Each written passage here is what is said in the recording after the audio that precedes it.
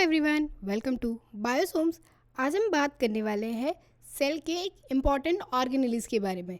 जी हाँ, जैसे human body में हार्ट होता है, वैसे ही सेल का भी एक बहुत इम्पॉर्टेंट ऑर्गेनेल्स होता है, जिसके बिना सेल कुछ भी फंक्शन परफॉर्म नहीं कर सकती। तो चलिए आज उसी के बारे में बात करते हैं। तो ये ऑर्गेनेल्स है क्या? ये ऑर्गेनेल्स है सेल का न्यूक्लियस। अब न्यूक्लियस क्या होता है, क्या इसका फंक्शन है और ये सेल के लिए कितना इम्पॉर्टेंट है, उसके बारे में हम जानेंगे।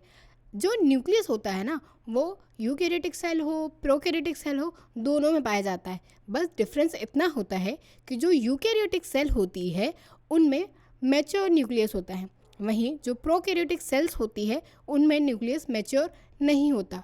अब एनिमल सेल और प्लांट सेल में भी सेम न्यूक्लियस पाया जाता है। अब न्यूक्लियस होता क्या है?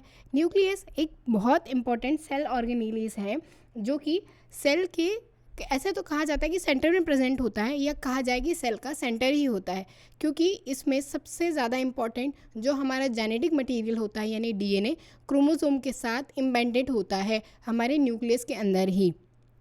1931 में रॉबर्ट ब्राउन द्वारा न्यूक्लियस की खोज की गई थी, जिसके थ्रू पता चला था कि सेल में सेल के अलावा भी एक बहुत इंपॉर्टेंट ऑर्गेनेल्स प्रेजेंट है जो कि न्यूक्लियस है, और इसी न्यूक्लियस के थ्रू सेल डिवीजन भी आगे बढ़ता है। यानी कि सेल डिवीजन कराने के लिए भी न्यूक्लियस बहुत ज़्यादा इम्पॉर्टेंट होता है। न्यूक्लियस जो होता है वो सेल का एक ऑब्वियस सा, मतलब हमने जैसे बात की कि सेंटर पार्ट होता है।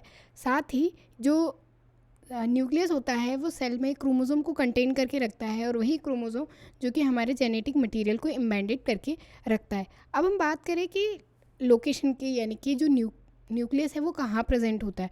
तो जो न्यूक्लियस होता है वो सेल के मिडिल में या यानी कि सेंटर में ही प्रेजेंट होता है, इसीलिए इसे न्यूक्लियस कहा जाता है। हिंदी में इसे केंद्रक भी कहते हैं, यानी ये सेंटर में प्रेजेंट होता है, इसलिए शायद इसे केंद्रक भी कहा जाता है।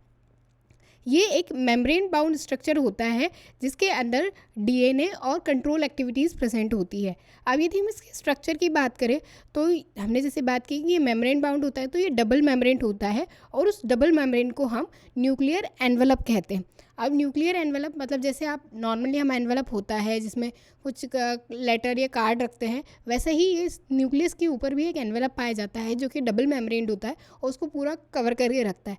न्यूक्लियस की प्रोटेक्शन ही उतनी ज़रूरी है जितनी ज़रूरी सेल की प्रोटेक्शन है। यदि न्यूक्लियस बर्स्ट नहीं होगा तो वह सेल को फिर से रीजनरेट कर सकता है। जी हाँ, क्योंकि उसके पास जेनेटिक मटेरियल है, और हमने बात की कि उसमें ही प्रेजेंट क्रोमोसोम होता है जो कि सेल डिवीजन में हेल्प करता है, जिससे सेल डिवीजन होता है और सेल बनी रहती है। तो यदि जेनेटिक मटेरियल बचा रहेगा तो सेल अपने आप को फिर से फॉर्म करने के लिए कैपेबल हो पाएगी।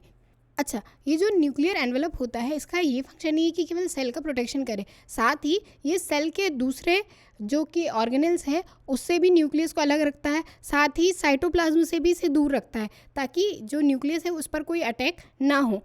और जो इसमें पोर्स होते हैं, मतलब न्यूक्लियर एनवलप होता है ना, उसमें पोर्स होते हैं, जैसे हमने प्लाज्मा मेम्ब्रेन की बात की थी कि वो सेमी परमिएबल होती है, यानी उसकी एंट्री एग्जिट उस पर डिपेंड करती है कि वो किसे एंटर कराना है किसे नहीं।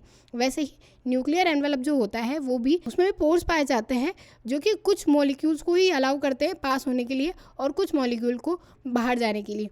अब इसकी यदि हम बात करें कि कौन से मॉलिक्यूल अंदर जाएंगे और बाहर, तो जैसे डीएनए रेप्लिकेशन होता है, आरएनए फॉर्म होता है और फिर प्रोटीन फॉर्म होता है, तो उसके बाद कुछ मॉलिक्यूल्स को सेल मतलब न्यूक्लियस के अंदर आना होता है, और कुछ मॉलिक्यूल्स को न्यूक्लियस से सेल के पास जाना होता है।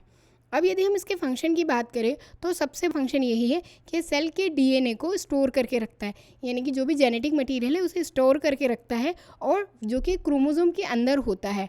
अब ये जो न्यूक्लियस होता है वही सेल की जितनी भी एक्टिविटी है, जीन एक्सप्रेशन है, उन्हें रेगुलेट करता है।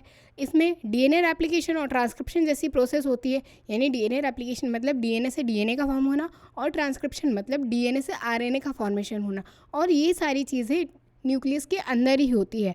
अब न्यूक्लियस है, जैसे हमने बात की कि जेनेटिक मटेरियल को डबल कराएगा, सेल डिवीजन कराएगा, तो उससे जो इसकी सेल होती है, मतलब सेल को मल्टीप्लिकेशन कराने का काम भी न्यूक्लियस करता है। न्यूक्लियस जो है वो डीएनए को भी प्रोटेक्ट करता है, और साथ में स्टोरेज का भी काम करता है कि जो डीएनए है या प्रोटीन है, जेनेटिक मटेरियल है, उन्हें इन्फॉर्मेशन को कीप करना यानी कि अंदर रखने का भी काम करता है, और साथ ही रेगुलेशन करता है जीन एक्सप्रेशन का कि किस सेल में कौन सा, मतलब इनके एक्सप्रेस होने पर ही सेल को उसके फैट का पता चलता है, मतलब उसे सेल को कौन सा सेल फॉर्म होना है। इस बात को आप जैसे समझिए कि जो जाइगोट होता है वो सिंगल सेलुलर होता है, यानी कि एक सेल होती है, उससे ही मल्टीपल सेल्स बनती है और फिर किसी भी एनिमल का या कहे कि ऑर्गेनिज्म का डेवलपमेंट होता है। तो कैसे हर एक सेल को पता होगा कि उसे कौन सा ऑर्गन बनाना है। तो ये काम कि किसी एक पर्टिकुलर सेल को उसका टारगेट देना कि तुम्हें आई ही बनानी है या तुम्हें मसल बनानी है, तुम्हें बोन बनानी है, ये काम जीन्स करते हैं। यानी जिस सेल में जैसा जीन एक्सप्रेस होगा उस हिसाब से सेल काम करेगी, उस हिसाब से फंक्शन करेगी। तो ये काम भी न्यूक्लियस का, यानी न्यूक्लियस में प्रेजेंट क्रोमोसोम का होता है, जो कि जीन एक्सप्रेशन कराने का भी काम करता है। साथ ही ये सेल के मेटाबॉलिज्म को भी रेगुलेट करता है, जिससे कि जो एंजाइमेटिक प्रोफाइल है वो सेल की अच्छी बनी रहती है।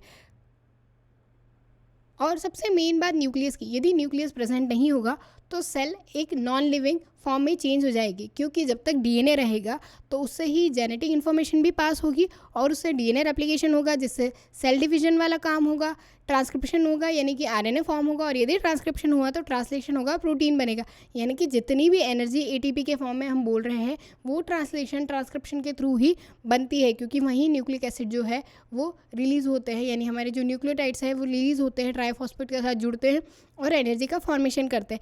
इस तरह से न्यूक्लियस बहुत इंपॉर्टेंट पार्ट है। इसीलिए जैसे हमने पहले शुरुआत में बोली कि जिस तरह ह्यूमन बॉडी में हार्ट का काम है कि वो ब्लड पंप करेगा, यदि वो बंद हो गया तो ह्यूमन बॉडी को कोई भी अस्तित्व नहीं रह जाएगा, वो डेड कहलाएगी, लिविंग नहीं कहलाएगी। वैसे ही यदि किसी सेल में न्यूक्लियस नहीं रहा तो वो सेल भी डेड कहलाएगी, वो लिविंग सेल नहीं रहेगी। अब यदि हम बात करते हैं प्रोकैरियोटिक सेल्स की, तो प्रोकैरियोटिक सेल्स का जो डीएनए होता है, क्योंकि उनका न्यूक्लियस प्रीमैच्योर होता है तो आसानी से उनका जेनेटिक मटेरियल रिमूव किया जा सकता है, पर उनकी रेप्लिकेशन पावर बहुत ज़्यादा होती है, इसलिए वो रैपिडली रेप्लिकेट कर लेते हैं और अपनी पॉपुलेशन बढ़ा लेते हैं, और इसीलिए उनका लाइफ स्पैन भी कम होता है। और उन्हें एसिडिक सेल को डीनेचर करना भी आसान होता है, वो आसानी से डीनेचर हो जाते हैं, पर वहीं यूकैरियोटिक सेल्स को डीनेचर करना थोड़ा सा मुश्किल होता है। साथ ही उनके जैसे हम जेनेटिक मटेरियल निकालने के लिए या डीएनए आइसोलेट करने के लिए भी जो प्रोसीजर होता है वो थोड़ा टफ होता है एज़ कम्पेयर प्रोकैरियोटिक सेल के। आई होप कि ये लेक्चर आपके लिए इंपॉर्टेंट रहा होगा, तो प्लीज़ वीडियो को लाइक कीजिए, शेयर कीजिए और चैनल को सब्सक्राइब कीजिए। Thanks for watching.